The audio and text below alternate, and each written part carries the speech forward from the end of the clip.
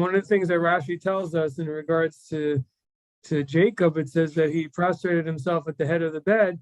And Rashi comments that the divine presence was at the head of the bed because the divine presence is with the sick person where he is. So I guess as I was sick and lonely and feeling terrible, I was thinking, well, but Hashem is with me.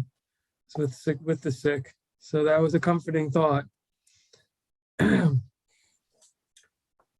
Okay. So it's been a while, but we were talking about the fact that the right path for a person is the middle path, the moderate path in the middle. To go with moderation. I mean, the question always is, what is moderation? It seems like sometimes you ask different people, different rabbis, you may get different answers. For example, if you ask a modern Orthodox rabbi, he'll probably tell you that the Haredi community, that they're not following a path of moderation. And if you speak to them, the Haredim, they'll maybe point to somebody more extreme. And the Hasidim, they're not being moderate. That's too extreme. So it seems to depend on who you talk to, which leaves people a bit in a quandary. And I was wondering, but Maimonides gives us the answer in his in the laws of Deos that he has, of ideas. I don't know exactly how to translate that into English, but of different opinions, and the laws of human ideas and opinions there. He discusses this whole idea of moderation. And, as we went through it, I mean, most of it has to do with human behavior, whether to be, how charitable a person should be, how disciplined, and so on and so forth. So that's pretty clear. But I think one golden rule we can take with us is the scale between when we have to do something, to think about if its effects on others, and what are all the consequences of the act. In other words, there's a time to be more extreme and a time to be less.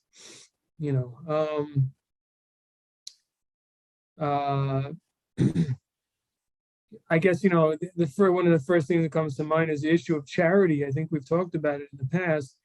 If someone only has a limited amount for their own family for this Sabbath, or they can give it away to charity. Somebody, there's going to be a certain point where a person has to think about their own family, and that they should not be unhappiness in his own house, and that poor person could knock on the door of someone more wealthy and get the money.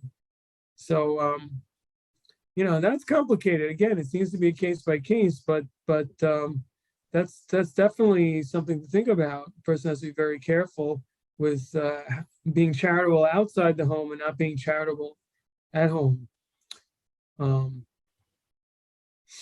And also spending a lot of time in synagogue, praying and studying, and being neglectful of maybe teaching one's own children or spending time with family. There's also a good example how a person has to be moderate and not go too far, even in good things and in holy things, in terms of, frequenting the synagogue and house of study and so on, and but making sure that they're also paying attention to the people around them.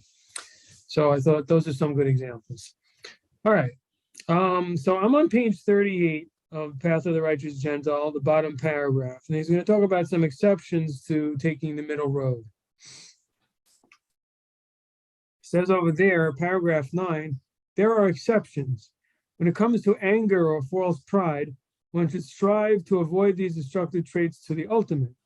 Anger is controlled and ultimately eliminated by speaking softly to all people at all times and in all situations. Pride is circumvented by realizing that one is nothing and achieves nothing except for what God bestows as a gift. So simple to say, not so easy to carry out. But anyway, here we have two very, very important exceptions. And it also goes to show how bad and destructive these traits are, that we make an exception and we say, when it comes to these traits, you should eliminate them completely until the end. And that is anger and pride. And I mean, look, some of us may have experienced it, but we all know it, that anger is the most destructive thing. People do the most horrible things out of anger and thoughtlessness and cause terrible destruction, hurt people's feelings, hurt them physically, and often the people close to them, they do this. It's a horrible, horrible trait. And it often comes from a person being very unhappy with themselves, and they just lash out at others. And the critical negativity they feel about themselves, they also see in everybody around them. It's just a horrible, horrible character trait. Also, obviously, it also goes against emunah, goes against faith, because if a person believes that, the situations they're in is all divine providence, then what's the point of being angry? The situation you're in is, at the end of the day, the divine will. You can argue a person could act differently. It is partially their fault. But the fact is, at this moment, this was the divine will at this moment to be in this situation. At least there's some meaning and something valuable there. And there's not a reason to to get to that level of frustration. But anyway, interestingly enough, the Maimonides, which is, again, I think is being quoted here, doesn't give any type of philosophical or thought processes of how to get out of anger as he does with pride. Comes to anger, he just says self-control. That's the answer. Self-control. Don't raise your voice. Don't do it. Don't allow yourself to throw things, or, that's what he's saying. Self-control. That's it. Speak softly, and eventually you'll lose the anger. He doesn't say what I said. Well, there's, you should look at the fact that it's all from God and there's no reason to be upset. He doesn't say that. He just says, just exert self-control. Don't try to figure it out. And yet with pride, we do see that he gives an explanation and tells the person to think things through and realize that the results of his actions, despite any thought and effort put in, only result in success because God gives it to the person as a gift. It's not something that we can have ourselves. God gives that to us. Now, the next example he gives in an exception is actually comes from Chabad thought, and I'll try to understand it. Something called shtus kedusha, the foolishness of holiness. Let's see what this is about. Another exception to clinging to the middle path is what is called shtus kedusha, the foolishness of holiness, which means basically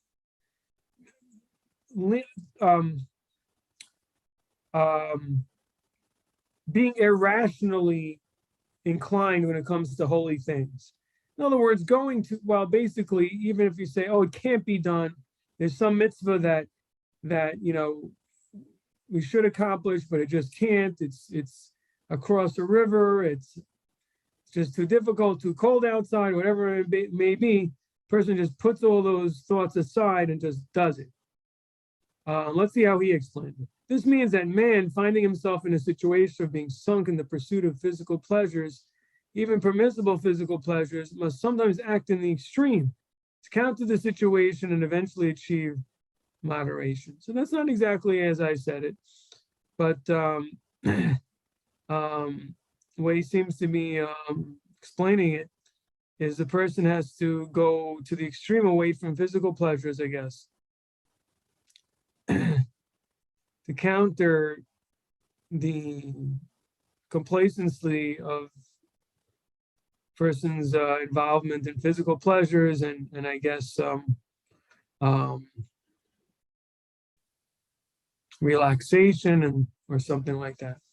Anyway, but the way I understand it is a little bit different. It means that sometimes people tell us, so there's a voice in our head that says, nah, that can't be done. You can't do that. That you have this idea of doing something really good, helping someone or otherwise, or basically the idea is in a situation where it may look silly to people or it may seem extreme and people will say you shouldn't be doing that and it's something positive and good and your conscience says do it, you should do it and not listen to those voices that say that's silly or you're going to look foolish and things like that, but just do the good thing, do the right thing. One of the examples is given from the Talmud of a certain scholar who used to dance and make merry at weddings. And that was considered something the foolishness of holiness, even though he was a well-known rabbi. He didn't hesitate to act in a comedic fashion and weddings in order to make merry at a wedding, which was a tremendous mitzvah. So there's an example of holiness, of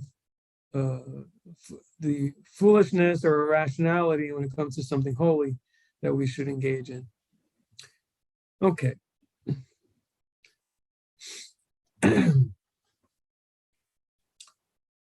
I would add that it's something let's go out of our comfort zones a little bit. We also can get into holy habits. For example, a person has a certain amount of time in the morning where they may study,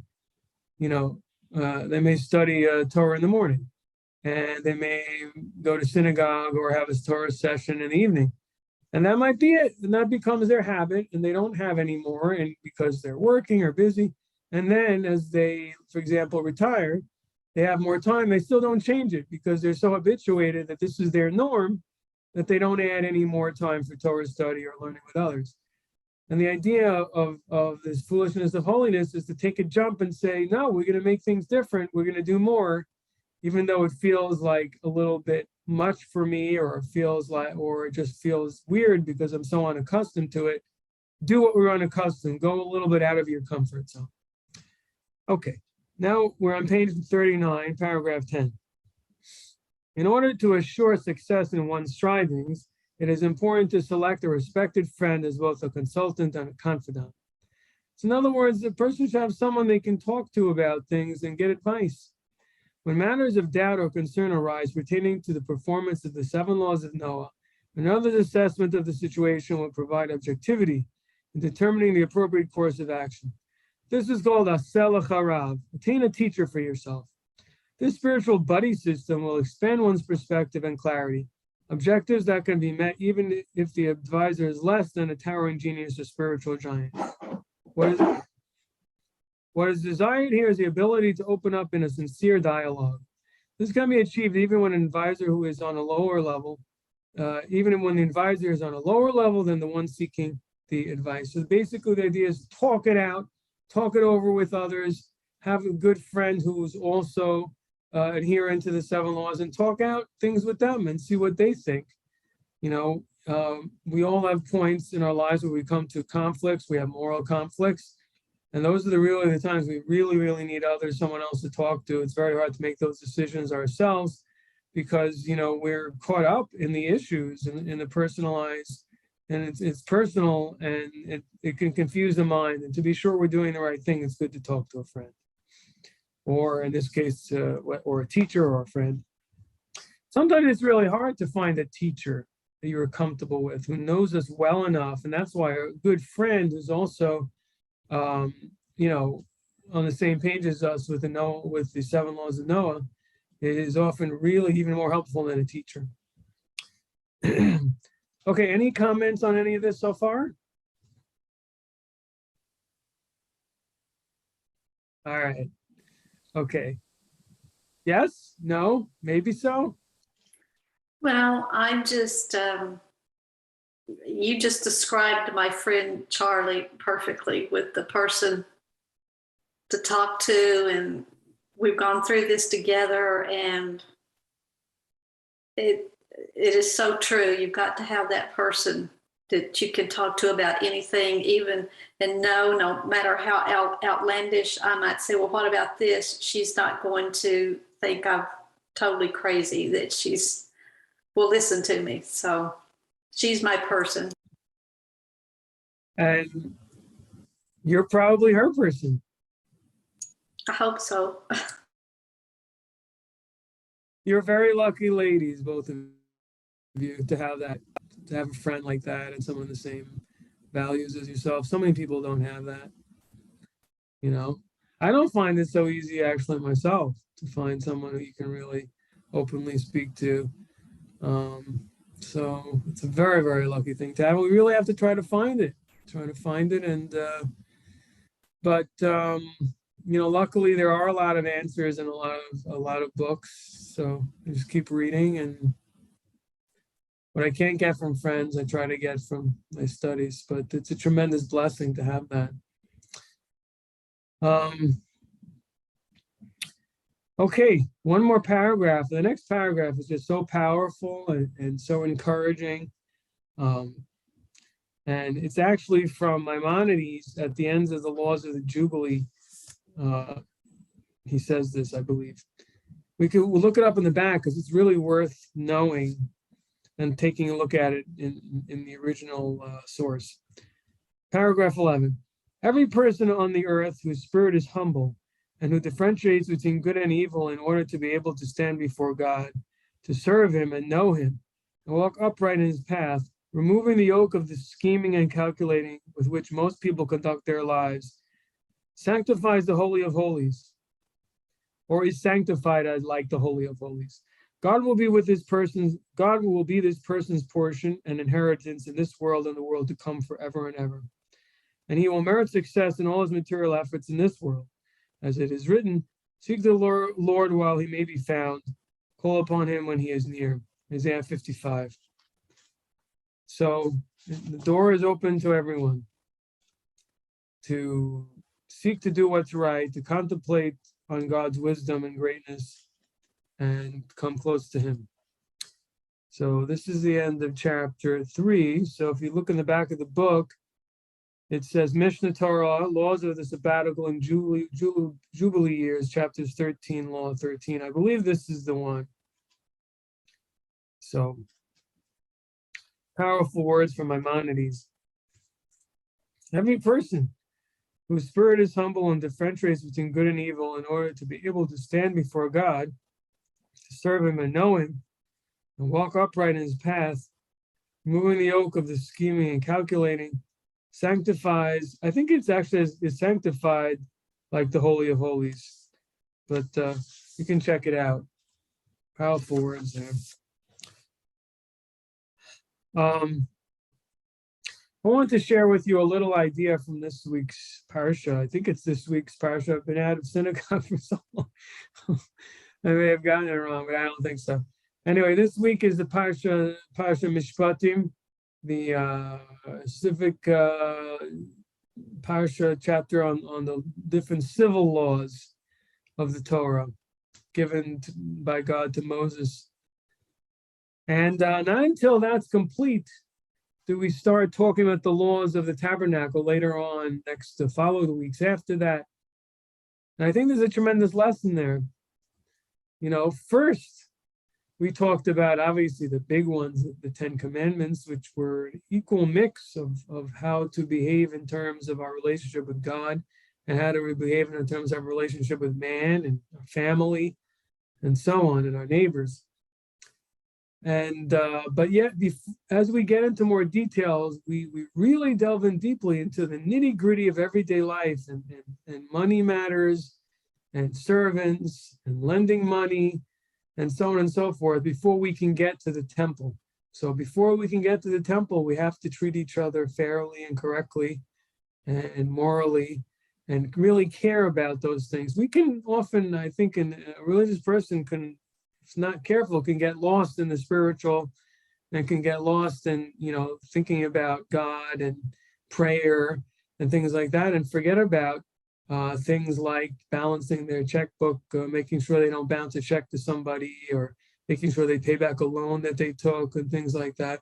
We can forget, we can, kind of, it doesn't feel like that's not religion, but that is part of Judaism, that we behave properly in an upright manner when all these things, even when it comes to different types of money matters.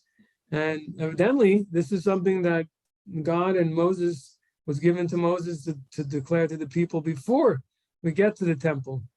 So, important point. All right. Any questions on this so far before we move on to our next World of the Ger adventure? Okay.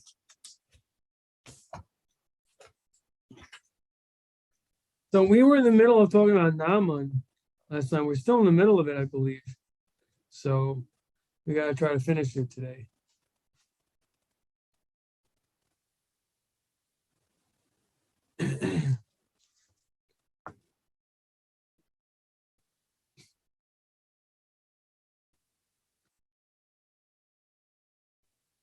So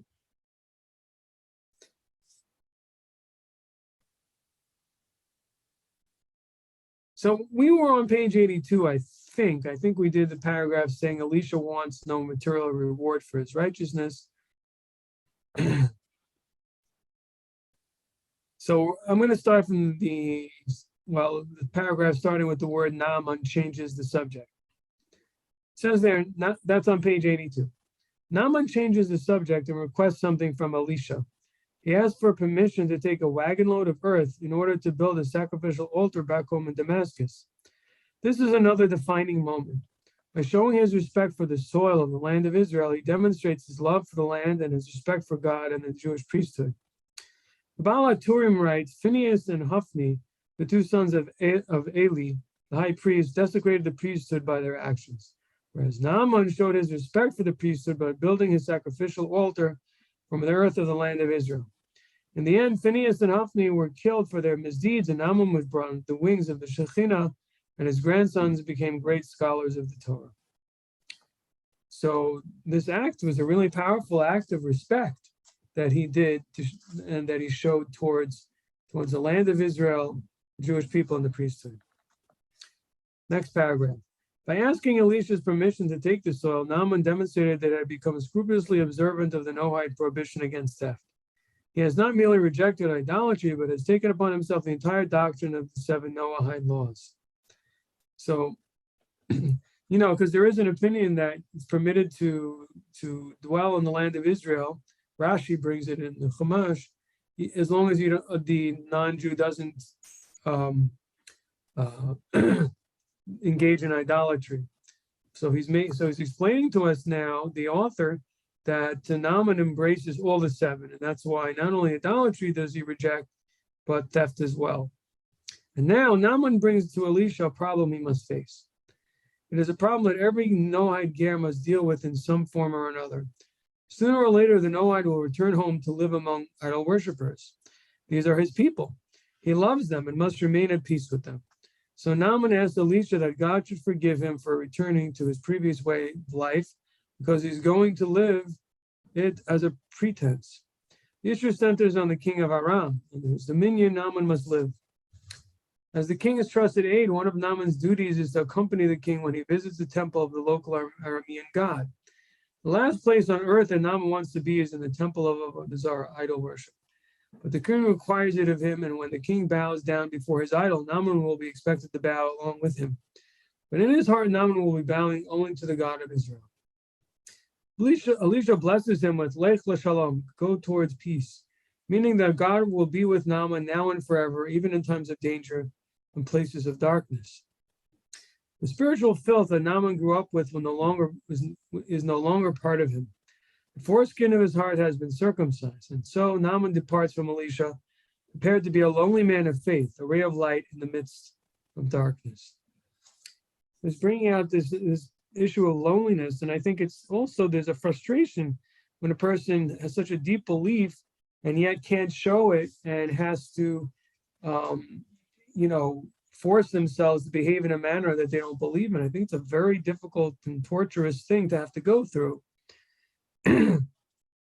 But yet he asked the question, and Elisha's basically telling him that you can bow there and go in peace. You can go back to your life without shaking things up too much.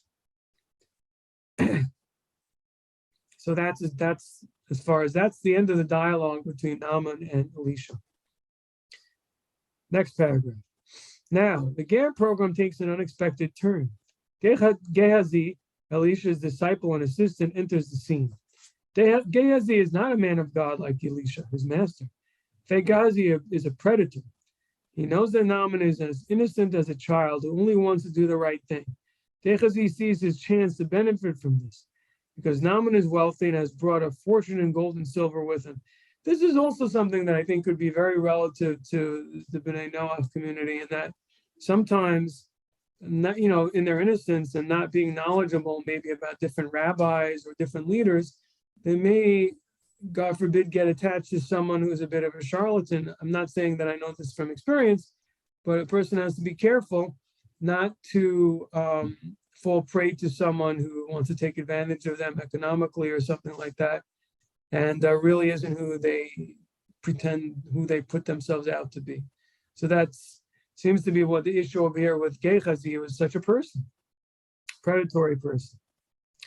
So Gehazi pursues Naaman and swindles him out of a prodigious sum of money, deceiving Naaman by conjuring up a total lie.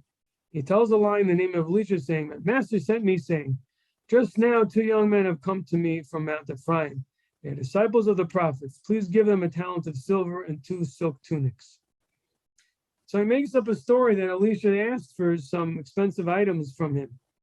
Still flushed with joy and feelings of generosity, Naaman says to Gehazi, "Please take 2 talents." Naaman's free will offering is profoundly symbolic. It is as if he spoke prophetically without realizing. Torah scholars, and all the more so disciples of the prophets, are compared to the gold-plated wooden beams that form the walls of the tabernacle Moses built at Mount Sinai. Under every wooden beam of the tabernacle were 2 massive silver sockets, each weighing 1 talent. The silver sockets were forged with half-shekel donations given by the children of Israel as a redemption for their souls, as it says. And the Lord spoke to Moses, saying, "When you take the sum of the children of Israel, according to their number, each man shall give a ransom for his soul to the Lord when you number them. There be no plague among them." So famously, this is the chapter in Exodus 30, which talks about how you count the children of Israel, and talks about the half shekel that should be given as part of the census, and that they shouldn't be counted separately without giving this sum. Rashi there explains that the half shekel was collected on several different occasions for several different things. There's a half shekel that was given for the public sacrifices that were brought, the regular daily sacrifices. There was also the half shekel that was given in order towards the building of the temple, and specifically for these adanim, specifically for these base supports for the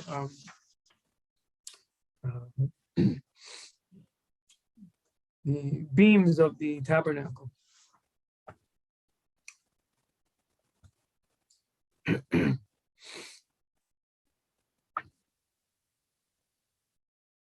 Okay.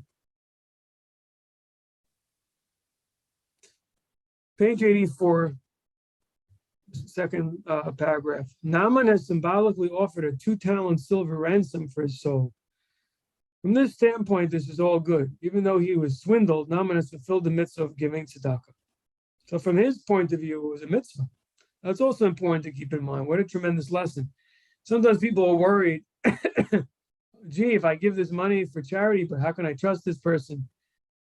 Well, I wouldn't give big sums to someone we don't trust, but a little bit of money, I think it's worth the risk to give a little bit of charity. And either way, you get the mitzvah, even the person wasn't 100% honest. But all is not well with Gehazi. Naaman suspects that Gehazi is lying, but gives anyway. Gehazi has desecrated the name of God by implicating the prophet Elisha in his deception. And so Naaman returns home, his body purified and his soul redeemed by the God of Israel. It says, "Thus says the Lord, you are my witnesses and my servant whom I chose, in order that you know, believe me and understand that I am he. Before me no God was formed, and after me none shall be. I am the Lord, and besides me there is no Savior." Isaiah 43. So I'm not sure why he's quoting that here. He's implying that this refers to Naaman. But either way, the point is that through this whole experience that Naaman has gone through, meeting the righteous prophet Elisha, and his immersion and so on, and his acceptance of the 7 laws, his both body and soul have become purified. That's a wonderful thing. And I think the point is that something also that every Ben Noah goes through upon accepting the 7 laws. Okay. As for Gehazi, his sin was very great. Elisha prophetically saw exactly what Gehazi did and said to him, "Now Naaman's leprosy will cling to you and to your children forever." And Gehazi slinks away stricken with leprosy. That's horrible. An interesting question you can ask is, why should leprosy cling to him and cling to Gehazi's children? Why so far? And obviously, like the idea of why should the children be judged? for his sin, unless you say that they follow in his father's ways. And we're talking about a case in which the children follow in the father's ways. But the question remains. Okay, next paragraph. The Mishnah tells us that Gehazi was one of the 4 commoners who were punished by losing their share in the eternal world. The 4 are Balaam, Doeg, Achitophel, and Gehazi. Balaam maliciously caused a plague that took the lives of 24,000 Israelites. Doeg murdered the 500 Kohanim because they had fed a starving King David in the time of Saul, right? Achitophel advised Absalom to rape David's concubines in public view to show that he was now the king. Gehazi swindled Naaman out of some money and clothing, and all these different 4 commoners lost their portion in the world to come. Gehazi does not seem to belong to that group of truly evil men. Gehazi was greedy and foolish. The others were monsters. Yeah, it doesn't seem like that for swindling he should have lost his portion in the world to come. That doesn't seem to square equally. But the truth is that Gehazi does belong there with the others. Gehazi gave Naaman an excuse to believe that Jews are greedy, money-hungry predators. Gehazi's greed and foolishness has brought shame to Elisha and to the entire Jewish people. There's no greater desecration of God's name than this. That could be, but it also could be that Gehazi lacked faith in God, and that he lacked faith and belief in reward and punishment. And that's why that even though he was with a prophet and a disciple of a prophet, he still behaved the way that he did because he was lacking in some basic tenets of faith. Does it say this anywhere? No, but it's an assumption that I'm making, because the question is extremely strong of why he should have lost his portion in the world to come completely for stealing. It's a serious crime, but it's something that he should have to pay recompense, and he was already punished harshly by given leprosy. So it's hard to understand why he still lost his portion in the world to come, unless you say that how could it be that he was the disciple and living right next to a prophet and still behaved in this way? You have to say that his perception and his beliefs were cynical, and he didn't believe in God fully and in the truth of the prophet fully, and that's why he can behave in such a manner. I mean, the point, you have to understand, how could someone behave like that and be right next to such a holy person? There must have been a real wall in terms of his belief, in terms of his overall acceptance of some very, very fundamental things.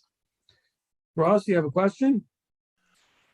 Well, a possible observation, if you will. Yes. Naaman chose to ask for permission to take the soil, and Elijah had already refused the money once. So what Gehazi did was kind of like he got greedy, and he didn't ask for personal charity. He said, "Oh, my master has changed his mind, and now he wants some money because a couple of people showed up." So he's lying on behalf of somebody else. He's putting words in the prophet's mouth. Yeah. He's making the prophet look bad. Right. He's really stacking them up here. No, I understand what you're saying, but I mean, it's just really severe to say that someone doesn't have any portion in the world to come. I mean, let's look at it this way. Let's say someone who's been Noach, falls and unfortunately steals, and then they're punished, with leprosy. I mean, should they lose their portion in the world to come completely because they stole? I mean, I don't know. How about this? If they're, I mean, leprosy is similar to the death penalty. The person is alienated for life. They suffer for life. It has similarities to leprosy. And in fact, I think Rashi mentions that when the verse, it says that God tells Moses that all the people who sought your life are dead. Rashi says this is referring to Dasan and Aviram, who got leprosy or something, and therefore they're no longer a threat. So we see there's a comparison of death with leprosy. So I don't know. I'm just asking as a question. I don't really I don't have a clear answer, but this is what the Mishnah tells us, that he lost his portion in the world to come. Extremely serious, extremely severe. I personally believe it has something to do with his close proximity to Elisha, and yet his failure to learn from his ways. This shows a very, very deep problem with Gehazi. Let's see for the last paragraph, and then we'll take more questions. That's on page 85. Gehazi serves as a warning for future generations. Be careful with the ger. God loves the ger, and therefore so should you. As it says, love the ger, for you were gerim in the land of Egypt. The ger is Naaman, a foreigner who sojourned among Israelites like the Israelites sojourned among the Egyptians. And when he returned home, he became a righteous Gentile, a ger among idolatrous Arameans. So he's also telling us the reason for the seriousness is because, the bad example and the bad impression, the bad taste and abuse that he gave to a ger, Naaman, is also the reason why his punishment was so serious and so severe. Questions, comments? We're going to finish early tonight. Anyway, I don't want to cut. Let's hear everyone's comments, but I'm going to stop here because we're finished the Path of the Righteous Gentile tonight. That's a tremendous accomplishment. I think we read it from cover to cover, just a little out of order. And we finished the section on Naaman, except let me get quiet. Ross, you had some other question or comment you want to make? Please go ahead. Well, one other observation, and then it was the situation where Miriam had spoken up said something apparently unpleasant against Moses. She was stricken with leprosy for a week, placed outside the camp. So again, you said it was equated with death. Well, she had to be put outside of the camp. Yes, but it's not like it was a loss of the position in the world to come with her. You just have to look, I guess, at Gehazi and say that it was multiple layer type situation. She just made an off the cuff remark. Right.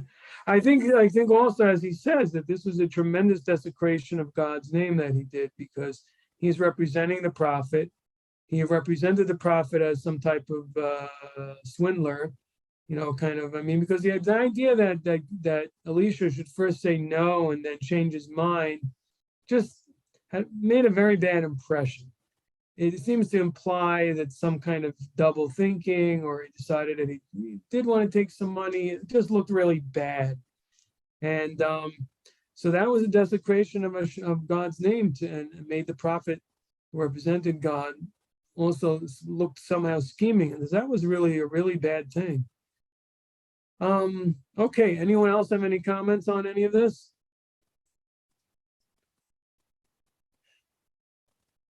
Okay. I think there's another aspect to Naaman, is that he was a man with such a high position and yet humbled himself to Elisha. And he also humbled himself to the fact that once he realized the truth, he didn't try to make excuses or just take what he can get, take the healing and then just leave it alone. No, he took it all the way. He went all the way. Once he saw that this was the truth, he accepted God as the true God, and abandon all the other beliefs. And that's not an easy thing to do, especially as someone in his position. It would be much easier to rationalize things and just go back to your life the way it was. Instead, he had to go back and live a life of, a hidden life. And at the very least, he would have to kind of be humiliated at least once a year with the king and do something he really didn't believe in, and maybe many others around him knew he didn't want to do.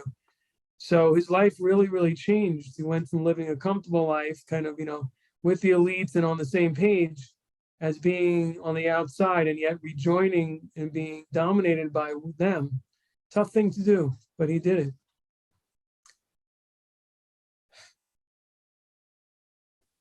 It's not easy to be in exile to be among a majority of people who don't think as you do, and to have to stand out and have to be the nonconformist. And not only that, sometimes even to have to humble yourself and know that they're more powerful than you, and be silent. Not an easy way to live. And it's a very humbling way of being forced to live. It certainly would bring a lot of humility to the person that has to live that way. And that's a good thing, but a hard thing. All right. I think that is for tonight. I want to congratulate you all who've been with me on this journey. It's been amazing to go through this entire book. It's kind of the Kitzur Shulchan Aruch for Noah. This is like the shortened version of the 7. It gives you, it really does. I mean, the differences of opinion, whether everything he says there is binding, a lot of it is from Maimonides, but I think it's a great GPS for the Ben Noah. It's a great GPS. You look up, got all the basics in there.